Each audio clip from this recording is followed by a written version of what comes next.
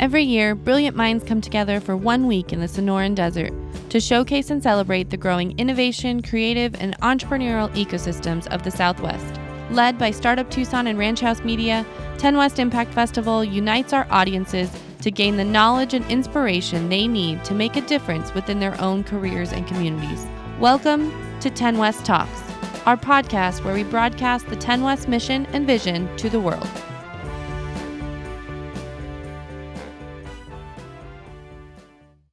My name is Scott Hessell, and I am the recently retired director of the Terry J. Lundgren Center for Retailing at the University of Arizona, and am also advising Startup Tucson, and still teach a class in retail business analysis at the university. And it's in those roles that makes me really proud to be able to introduce Andy Rueben, who is the founder and executive chairman of Trove, based in San Francisco.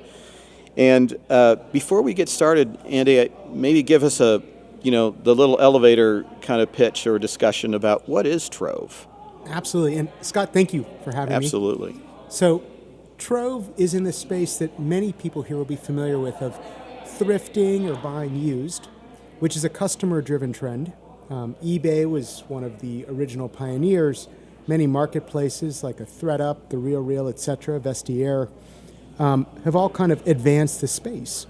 And what we're finding is that brands like a Patagonia, Lululemon, etc., are watching the products that they've made be sold on these marketplaces, and the brand has no agency, no benefit from these products.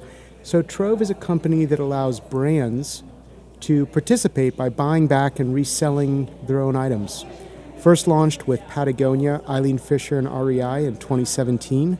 And we now process, or our technology is responsible for about 65% of all branded resale globally. And that's after a good career at Walmart as well, that's somewhat in this space. So, in thinking about our conversation, and obviously it's focused around consumer, about retailing, I went back quite a ways in my history and thought of the first time that I guess you could say, bought something online. I got onto America Online and ordered a brochure. You are dating yourself with AOL here. I am 100% dating myself. But I ordered a brochure, and 10 days later, it showed up in the mail. And I just thought that was the coolest thing, to be able to go on my computer and do that. I didn't need to send in a postcard or call somebody. No interaction. It was great for an introvert. And now, in number of years later, that's not even table stakes anymore. No. That's well past that. So why that change? Why have we pushed to a point where it's now everything's on your cell phone and even beyond? Why has that arc over those 20, maybe 30 years, honestly, why has that gone? Why has that happened? Well, I would say, from my perspective, it's the same reason that anything happens in commerce over time, which that it makes more sense for us as the market or customers that we can find items we couldn't find before. It's easier to get the things we want to get. We can compare more options. We can save money because we can see a complete set of options, and we might make a trade-off between, I can make a choice. Do I want something tomorrow for $2 more? Can I wait 3 days for it? I imagine today if you got something from Amazon or Target or Walmart and it took 10 days, you would have probably complained. Absolutely. So it is, as it makes sense for us, what's so incredible about retail is that retail is right up against the customer. There's no buffer. And so when the customer finds more value in whatever that's going to be, e-commerce, we can talk about resale, retailers will either serve that need or they go out of business. And retail is incredibly competitive because it's right up against the customer and very transparent. There's a chart that I'm recalling right now of the top 10 global retailers decade by decade. Right. And the only example, have you seen the chart? I think so. I think I know what you're talking about. There's only one example of a retailer that is on that top 10 for more than one generation, and that was Kmart Sears, only because Sears bought Kmart. Or rather, is that right? Or Kmart purchased Sears, I believe. Yes. So, other than that, there aren't exceptions. And so retail is incredibly cutthroat and competitive because you've got to stay ahead of and with the customer. And the customer is what drives change like e-commerce. Well, we've talked a little bit about, the normal way that everybody experiences retail is going into a store. That's what they understand. And is that just the way retailing is going to be? I mean, isn't that what we want, just to go into a store? I'm going to share a quick story. I've got a 19-year-old who's a freshman at college, and he had broke his travel mug, and we were talking to him about how he's going to replace his travel mug and was looking for coffee, and he basically was complaining that he ordered one, but it was going to take 2 days to get there. And the comment that my wife and I both made is one that you probably would have made: why don't you go downstairs and buy one in the store? And he had a moment where he's like, oh, I had not even thought about going into the store. So I don't know if in the future it will seem as obvious. I think still brick and mortar makes up 85% of commerce. Right. So it still is the dominant form of commerce. But you can imagine as we continue moving forward, that might not be 85%, it might be 70%.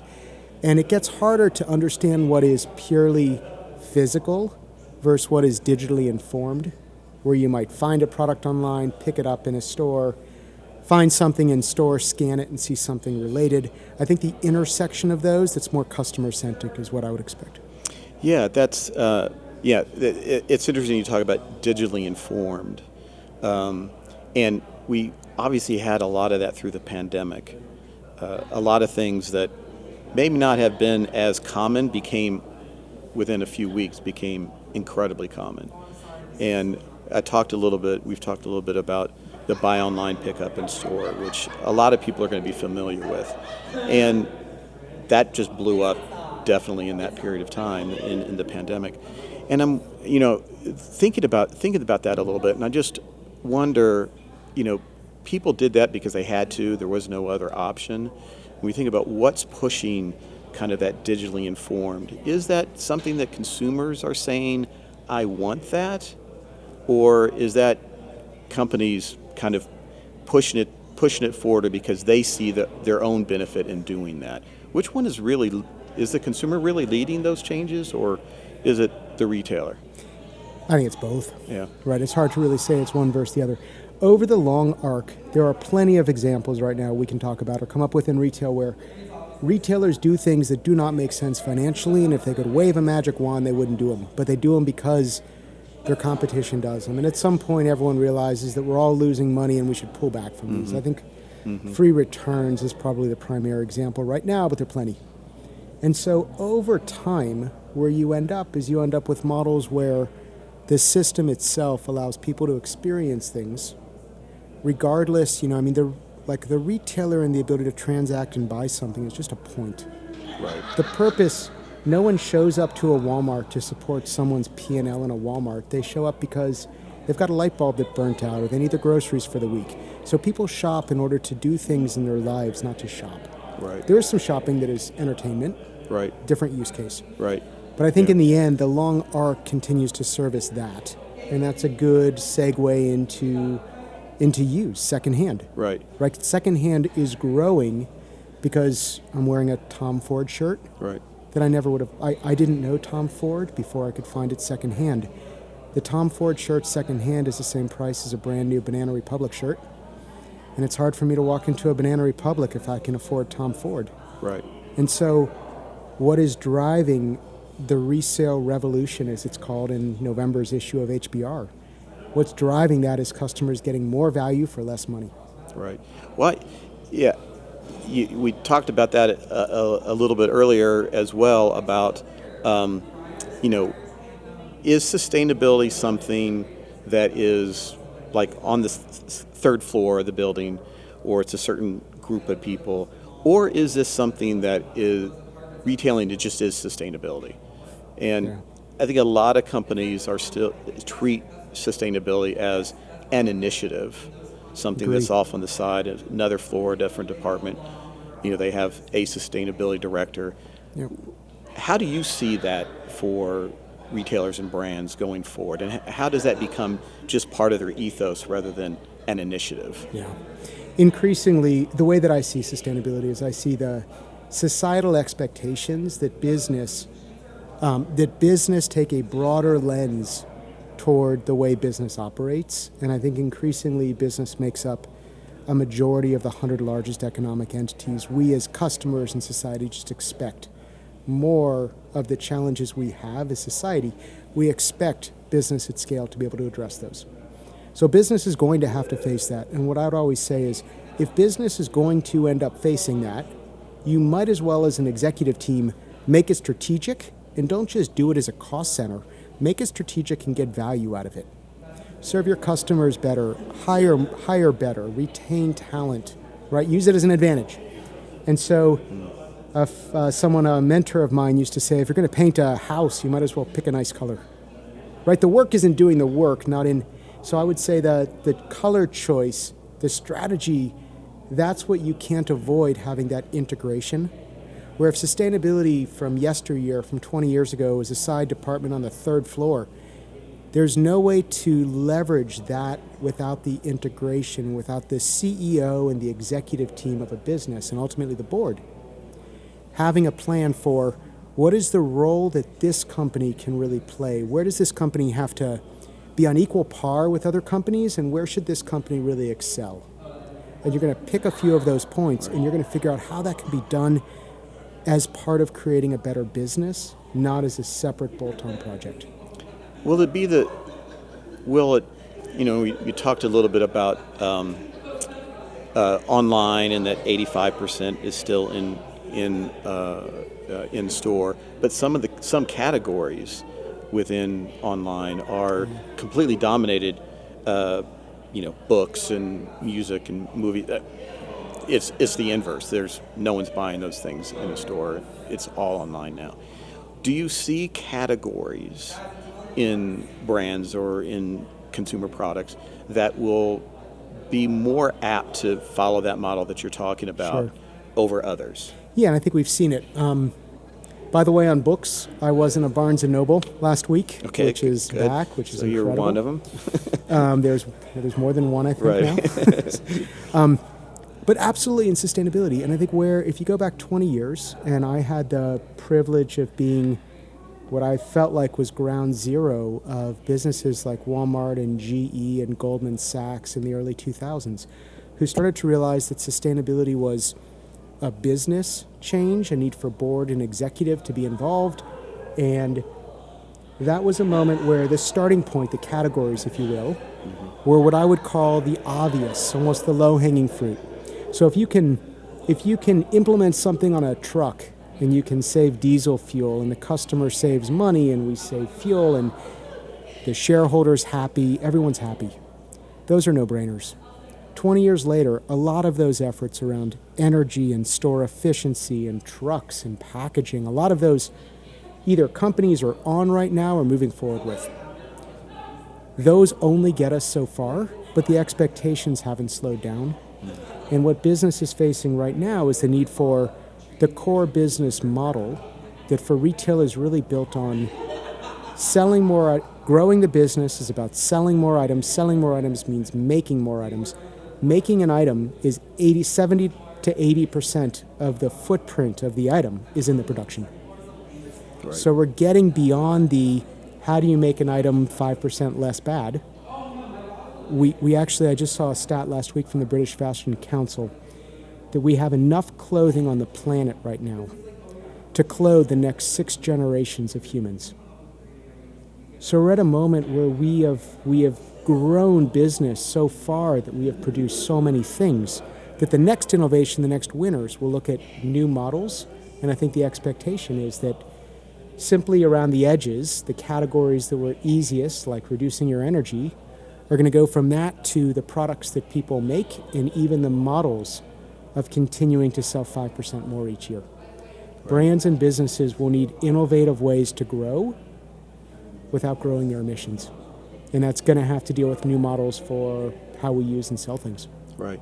So you had talked about how some products is always, and you just mentioned that it is just about selling something and thinking about it, just that kind of turnover. as opposed to thinking as you do with Trove, is thinking about how many uses of a particular product can I get over just how many widgets can I sell. Do you think is that something that intuitively leaders will get, or is that going to be a heavy lift to get them to stop thinking about just selling more widgets to how many uses can we get out of that, whether or not we sell it 2 times or 3 times, or maybe just the one time? Innovations, I always find that true innovation is sometimes obvious to see, but really difficult to implement. And Lee Scott at Walmart used to, I feel like, often say, it's not complicated, but it is complex. Right. So the idea that a company like Arc'teryx or a brand like Arc'teryx or Patagonia or Lululemon would beat their competition by selling the single item they sell once right now, by selling that item 2 or 3 times. Every time allowing a new customer to walk back into a Lululemon store while they build loyalty, hand over last year's yoga pants, find the thing they're looking for now, take that item, sell it as part of Lululemon to a customer that might be in college, couldn't afford Lululemon. It's going to be their first experience with the brand. So brands that do that will win. There's no question about it. They will have lower cost of acquisition because they're able to offer the quality products for less money. They will have better loyalty because they've got one more tool to keep customers engaged. That tool is the ongoing value of the quality item that we all bought the first time. They will have an ability to shift the model from just making money on the first sale to making money throughout the item. So they will win. Now, that is easier to see than it is to do. Right. And we can talk about the complexity in doing that. But as often happens, the current retail model has been built for producing more new items, selling those items, producing more items, selling more items. And so all the infrastructure, the technology, the stores, the supply chain is geared for one trick. And this is like figuring out how to slowly keep that trick going while you start to do a new trick. Do the same thing. Are companies going to have to do those parallel? Absolutely. Or are you and others like you, are they going to always be that the other lane? They're going to be running their own lane, and then Trove and maybe others would be running in the other lane, or are they just like, we just have to do it all ourselves? Well, I think about Trove, my Right. company. I think about the company as similar to Shopify or Commerce Cloud, right, is Salesforce. Right. So when whatever brand decides to do e-commerce, they don't have to figure out how to build a website. They can use Shopify or Commerce Cloud. Of course. They Right. do need to figure out how items online are going to be priced relative to items in stores. How's the brand going to live? How are they going to use this channel, both for its advantages as an online channel, as well as how it works with existing channels? So the brands do need to figure that out. But then when they go to spin up the new channel, in this case, secondary market, there are technologies such as ours that allow them not to build that bespoke. They can Right. leverage the technology that we've built for, dozens of brands that are doing this with millions of items. You can set up your own CRMs, or you just go to a Salesforce. Brands are not famous for inventing CRMs. They're Right. famous for using Making- CRMs, for having great sell their loyalty products. and brand equity and physical availability of product, right, and mental awareness of that. And that's what they're famous for. CRM's a tool. What Right. we do is a tool for brands. Don't spend any time building the tool. Don't reinvent the wheel. Use the wheel, but be a better brand, more engagement with your customers. And one of my favorite parts of what we do is watching how Patagonia will market this program different than Lululemon, different than REI, different than Nordstrom. So watching the brands bring the secondary market to life through the brand, I find fascinating.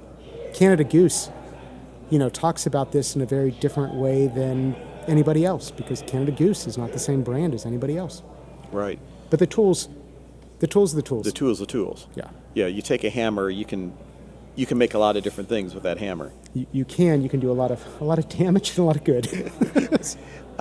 I'm wondering on the sustainability, as I'd mentioned at the outset, I do teach at the university, and so I have the college student, and sustainability comes up a lot. And I'm wondering, what do you see in terms of the consumer push for these kinds of solutions and these kinds of offerings from them. I tell my students that, if you do a Sheen haul, you are not interested in sustainability, or are they? I mean, how do you see the consumer? When I did AOL and got a brochure, I wasn't like asking for that. It just, I saw the opportunity and I started taking advantage of it more and more and more. How do you see consumers, like, are they bending more and more towards sustainability, or is it somewhat virtue signaling? I would never confuse that example with Shein, which is an ultra fast retailer, right? I think 100%. I think basically a disaster for the planet, but it's a business model that's going to work because the clothes are incredibly cheap. I believe Shein does 300 new style drops a year, right? We call those days. Right. We used to do seasons, days. Right. But so I would never confuse customers doing that with a true desire to shop differently without that option. So oftentimes as retail doesn't typically want to be multiple steps ahead of the customer, but they want to be one step ahead. Right. And oftentimes what we find is somebody might have a behavior right now, but then all of a sudden presented with a new option, they take it, right? And so that is it's not that they weren't interested in the option, it just might not have existed. I've been there. Right. And so there was a moment that you were at Walmart, and we called it endless shelf, and you would have eight items to shop for as, a electronic, whatever, a stereo, whatever, home stereo system. Then at some point, instead of 8 items, there were 7 items, and the last position had everything available online. Customers would never walk into a store before and say, oh, if we could just shop online when we're standing here at the shelf. Right. But once presented, very interested, and I think the same is true here. If you are listening to this and you are, 15 to 25, you already know your interests and values and aligning those values with a retailer. If you are not of a younger demographic, I would say stay close to kids, grandkids, nephews, friends, younger generations. And I think you'll very quickly realize next generation and the importance of not just shopping, but using those decisions as a way to express your own identity. And Gen Z's and millennials' identity is much more based in how they shop and the activity of that, as opposed to just getting the next new thing. Right. So I think any retailer that's not acknowledging that does that at their own risk. Right. And the way you stay close to that is understand the values and how people behave. Even if those options don't exist, when presented those options, they choose them very quickly. Right. Yeah. When I used to make popcorn on the stove and shake a skillet, I was never asking for, if someone could just shoot microwave at this, I would do it.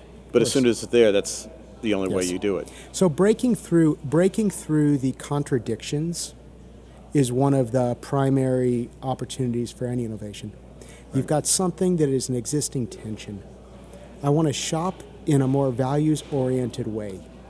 Yet I want 2-day shipping. I want a broad selection of items. This is where, part of the value of shopping secondhand is that in a world, what we see from younger customers, in a world where everything is available in your pocket in 2 days, what's interesting about retail, and part of what's interesting is the thrill of the hunt. Right. Finding the piece that, might have not been the Gap this year, it might have been Gap 1996. That's interesting. Right. And as long as, and what we see is, when that secondhand item comes from the brand itself, just like certified pre-owned cars, Right. you've got the trust that when you buy from Arc'teryx and it's secondhand Arc'teryx, it's legitimate Arc'teryx. It's not going to be a fake. Right. You're going to have the Arc'teryx experience. You're going to get it in 2 days. It's going to be of good quality. If you don't like it, you can bring it back. You've got a branded experience. Only you found the item that was interesting that you can talk about and doesn't require the heavy emissions footprint to produce a new item. Right. So we're ultimately all getting more use out of the things that have already been produced. Right. I wanted to just touch on one more item before we let you go, and you've talked about this as well, that kind of going back to retail largely and thinking about how, you got so much that you can buy online. You got, Amazon that just seems to dominate a lot of people's buying behaviors in a lot of ways. And you think, okay, well, we must be halfway through, 60% way through of kind of digitally becoming a digital retailing world. And I know there seems to still be a lot going on, but where do you see in kind of that arc from 0 to 100, where are we in terms of kind of really committing to a digital kind of consumer engagement experience? Oh, I love this question because my answer is different than it would have been a year ago. Sure. In fact, a year ago, I might have thought we were 20, 30% of the way through. I think we're 10% of the way through right now. And when we think about how, if we imagine walking into an REI and what that can look like, where every product in that REI, every piece of equipment is both digital and physical, and we'd be able to understand as we look at buying a backpack that, we see 30 new backpacks and 10 secondhand backpacks. We're walking into the store because we don't know what's going to be there used because it's changing all the time. That's interesting. We buy the backpack. We know that if we return it in 6 months, we can get 85% it's good condition, 85% of the value back. We're basically operating in a whole new way for commerce, and that's all enabled by information. And the ability to do that as a retailer and to serve customers where we can all spend more time outside with better quality backpacks. 10%. We're just starting. Yeah. There's so much left to be done, and it's, again, retail is right up against the customer, and I think that makes it incredibly competitive, right, but also immensely fun, because you've got the ability to offer things to customers that they can't even imagine yet will be serve their needs to go camping better. Right. And that's all up to us who work in retail, and I can't think of anything more exciting than that. That's terrific. I think that's a great place for us to stop our conversation too, Andy. Again, I want to thank Andy Rueben, founder and executive chairman of Trove. Thank you for taking the time out of your schedule. I know you're speaking later this afternoon. Really appreciate it. TENWEST, great experience. If you weren't able to make it here this year, hopefully you'll be here next year. Thanks Scott, again, Randy. Thank you. Enjoyed it. All right.